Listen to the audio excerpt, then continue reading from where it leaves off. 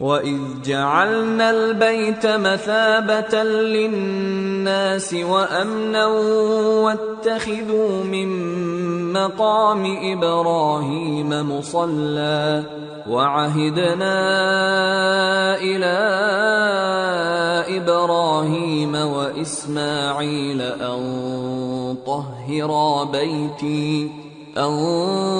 طَهِّرَا بَيْتِيَ لِلطَّائِفِينَ وَالْعَاكِفِينَ وَالرُّكَّعِ السُّجُودِ۔ اور جب ہم نے خانہ کعبہ کو لوگوں کے لیے جمع ہونے اور امن پانے کی جگہ مقرر کیا اور حکم دیا کہ جس مقام پر ابراہیم کھڑے ہوتے تھے اس کو نماز کی جگہ بنا لو،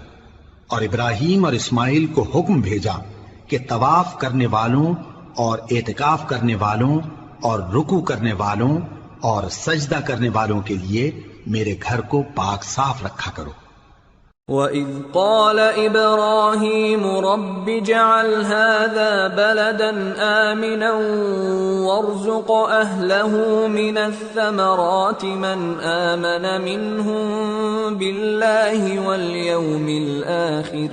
قَالَ وَمَن كَفَرَ فَأُمَتِّعُهُ قَلِيلًا ثُمَّ أَضْطَرُّهُ إِلَىٰ عَذَابِ النَّارِ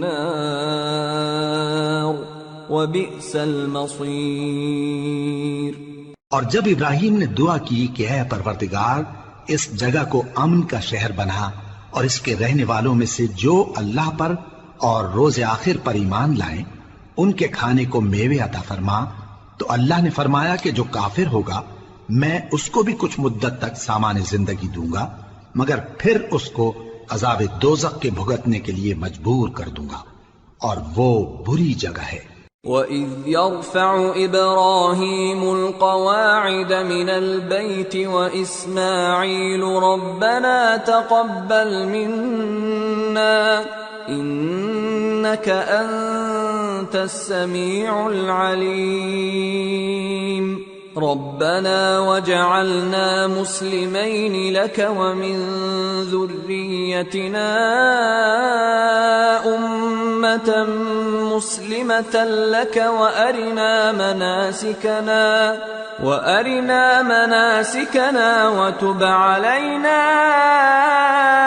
إِنَّكَ أَنتَ التَّوَّابُ الرَّحِيمُ